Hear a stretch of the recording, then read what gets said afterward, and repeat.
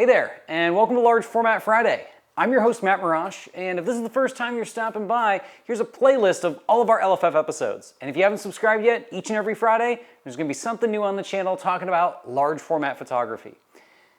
Today, I'm going to gush a little bit. I'm going to talk about just my favorite camera system ever.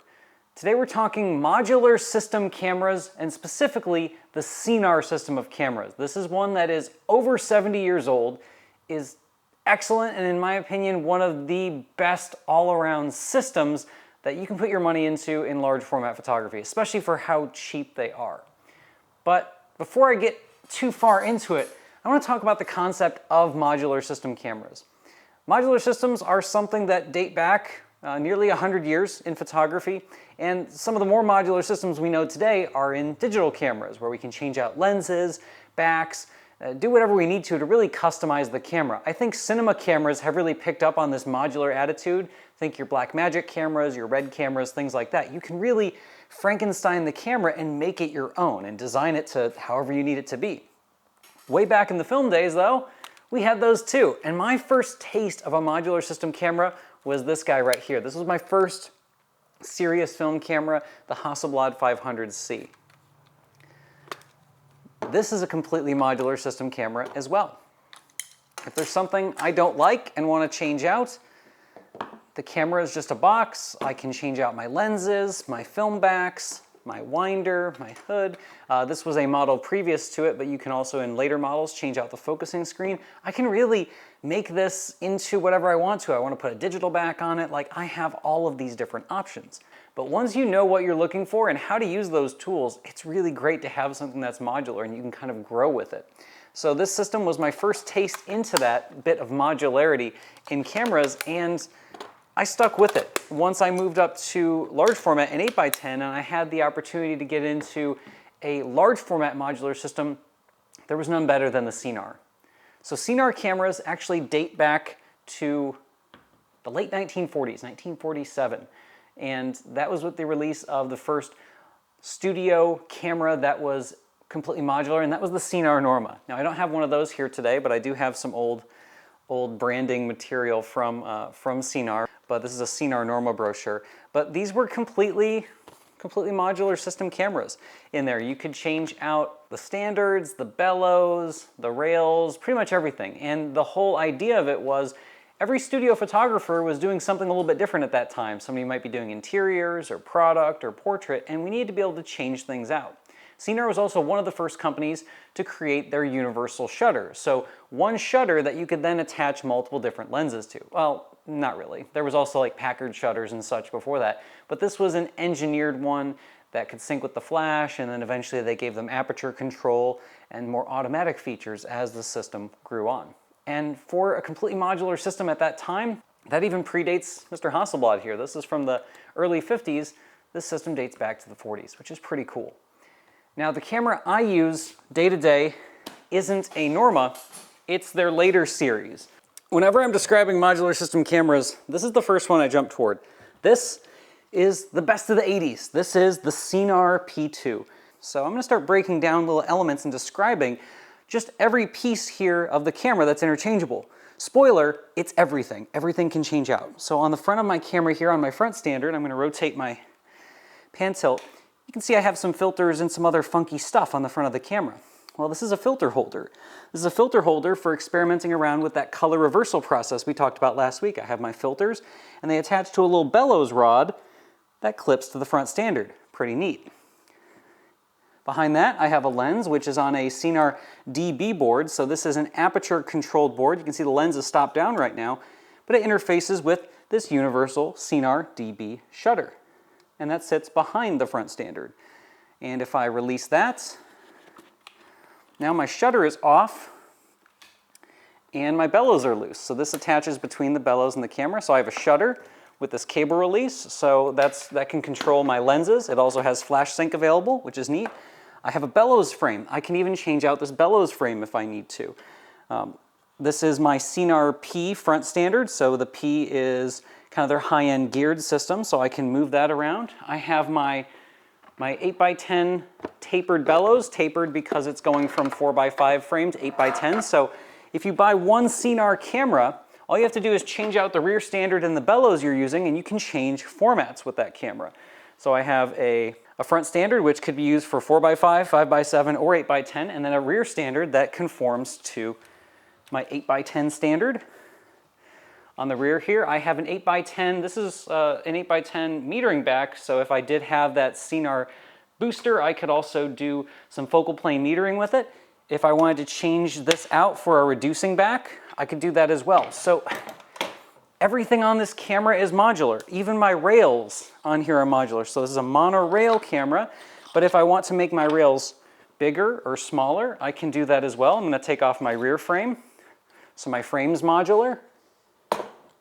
This thing breaks down into what looks like a million pieces when you're all said and done. But that's what the beauty of it. It packs up, well, pretty decently for a really heavy system, but the modularity is not stopping here. I have different types of rail clamps that I can put on here, and this allows me to change out the size of my rails. So this is the clamp, this piece right here. I can pull this up, and this rail is actually not one piece. It's actually 3 modular pieces. I can twist this part out, and that changes the size of my rail, so I can change things up. So this is a 6-inch piece right here, or a 150 mil piece. I have a base rail that is, I think it's 8 or 9 inches, so about 240 millimeters. And then I have another extension piece that gives me 250 millimeters. So I can daisy chain my rails together to make something longer. This is my base rail because it has the black tips. Anytime you see the red tips, these are ones that can keep daisy chaining. So I have a female and a male end to there. And that's not all that I have Sinar. I also have my Sinar pan tilt head. So they also designed their own specialty tripod head for use specifically with the Sinar system. And show you what that looks like. This is probably the simplest and strongest tripod head that I own. It's one that I'm actually comfortable taking apart. Yeah, it pans, it tilts, and it holds the heaviest possible combination of camera stuff I could potentially put on there. So it's a modular system. It's a mess of parts right now, but I can change it out to whatever I need it to be. Does this leave the studio? Not too far from the studio. If I ever take it in the car, it's not leaving too far from that either. These used to cost tens of thousands of dollars for all of this stuff, and anymore you can get it for under a couple grand for like a really tricked out 4x5 system or a pretty decent entry-level 8x10 system. All the bells and whistles are there. That's what I love about this camera system. I can turn it into whatever I need to, something really simplistic or something really over the top for an involved process.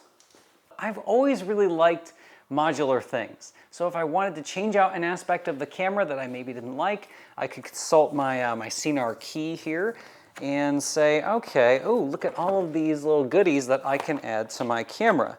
Maybe, oh, you know what? Yeah, I want a binocular hood so I can view my ground glass without using a dark cloth in the studio. Maybe the dark cloth just looks a little bit ugly or kind of messy. I can use that. What if I'm trying to do some really, what if I want to do handheld stuff? They made a thing called the Sinar Handy. Actually, I might even have a manual for the Handy. Where is it? Yeah, there it is. The Sinar Handy.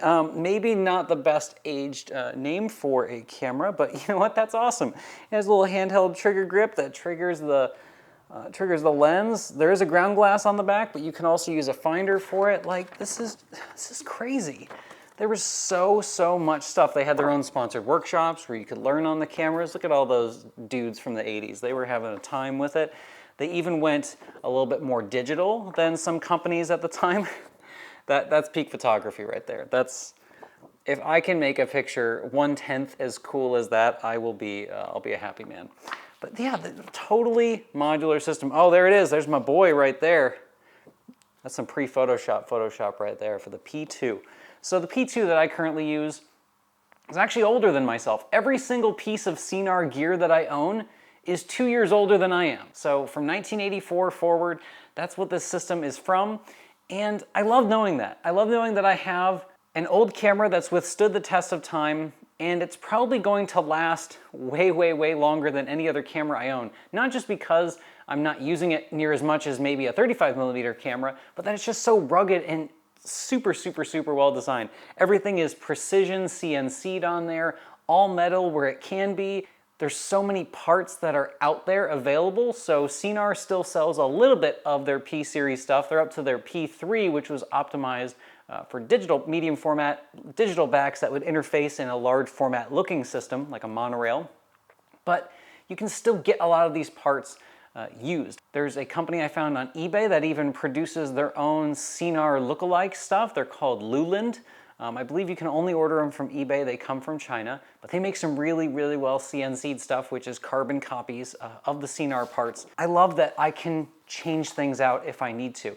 If I'm doing something a little bit more intense where I need more bellows, well, I can just add another standard and clip on another bellows, and now I can go super, super long with my bellows. This is one of the only systems that allows me to daisy chain parts together and really just make something happen if I need to. If you're asking a question about it, somebody made a custom product for it, and that's what's really cool about this system. As long as I'm looking for old studio gear from the 50s onward, I can pretty much guarantee if it says Sinar, I'm gonna be able to use it on this system. And that's a reassuring thing when you're assembling a camera system that you want to last for a long time and have multiple uses within it.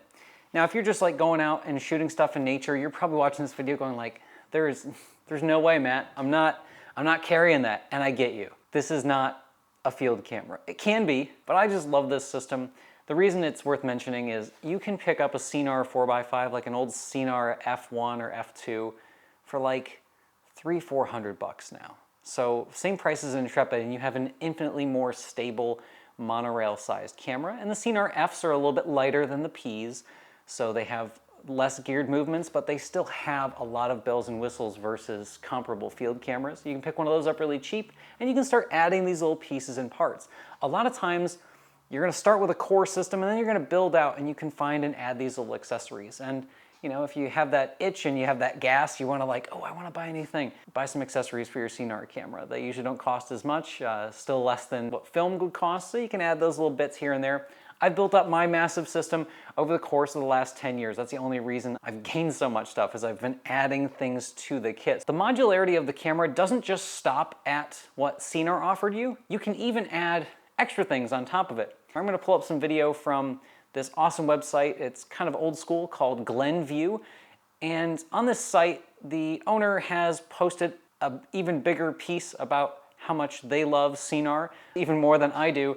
And they have all these different cool accessories. So a lot of people made their own custom accessories for the Sinar system camera. And that was actually my inspiration to make my Frankenstein 8x20 camera back. So all I did was I took the screws out of an old 4x5 back that was kind of busted, and I tapped those into my 100-plus-year-old 8x20 camera, which was getting too rickety and light leaky in the front, and it would have needed a full overhaul, and I'm not that handy, but handy enough to pop some screws into the bottom of it, and now, whoa, a 100-year-old camera has geared movements and interfaces with all this other stuff I already have. Let's be honest, it's ultra-large format. It's probably not going too far from the car, so I might as well use it on a camera system that I know and trust. At the end of the day, it's never about the camera, but having a camera that does things you want it to really, really helps. I would argue this is not an entry-level camera, this is a lifetime camera. You have a good Sinar camera, you're gonna have that forever. Do you have a Sinar camera? What do you think about it? I wanna hear what everybody else thinks about the Sinar system. Is it too big? Is it too bulky? Is it insane? Am I crazy for liking a modular transformer of a camera like this? Is there any camera systems that are comparable to this? Let me know down below in the comments. And as always, if you have any long form questions, you can hit me up at largeformatquestions@gmail.com. Thanks for stopping by, and we'll see you next week for more Large Format Friday.